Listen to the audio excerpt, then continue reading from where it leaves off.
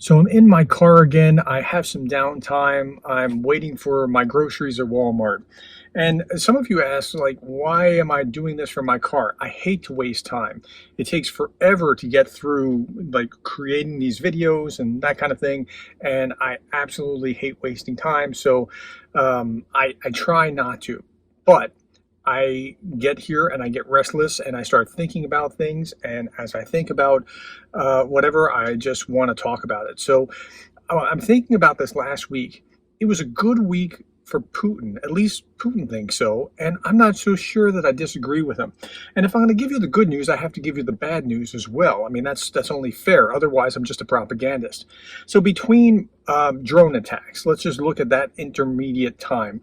Not the last drone attack or the drone attack before that. The drone attack on Sunday is a different phase. We're turning a chapter in a book. Between that, Putin had the Africa Summit, the Russia-Africa Summit 2023. And it wasn't as well attended, but I think he got his points across. So, like, there was an AP article this morning about how African leaders didn't get the grain deal restored, and they didn't get any promises of peace in Ukraine.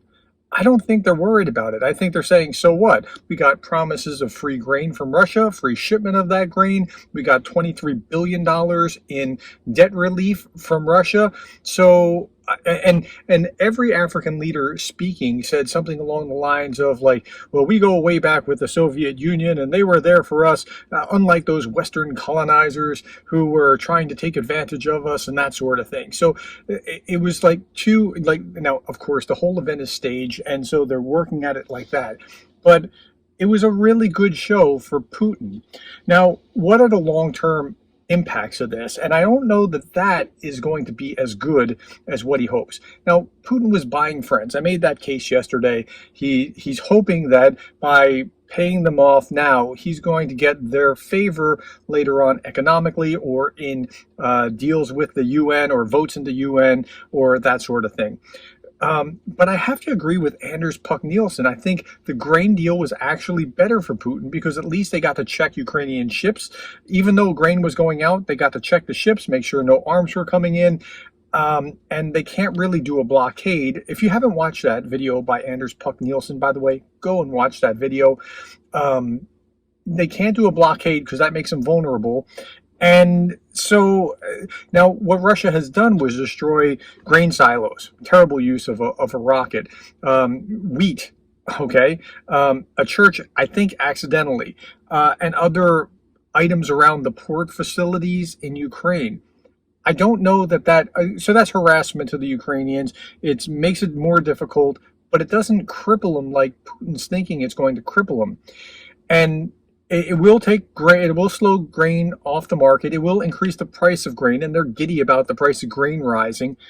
And in Africa, Russia's friends will get Russian grain at a lower cost, and that'll bring them over to their side. But it'll also tick off the rest of the world. And where food costs are rising because of Russia's actions, I don't think they're going to be looking at Russia friendly, and they're not going to be blaming Ukraine for what Ukraine didn't do when Russia was blowing up their grain. So while Putin thinks that he had a good week, in some way I'm inclined to agree with him that he thinks he had a good week, and he has some evidence to show that he had a good week. But in other ways, he really didn't have a good week. But the proof will be in the pudding over time. Okay, that's all that I have for this. My Walmart grocery guy is about to come out here, it looks like, and bring me my goods. So there he is in the background behind the car. So I'm going to go. Thank you for your time, and thank you for listening to me. I appreciate it.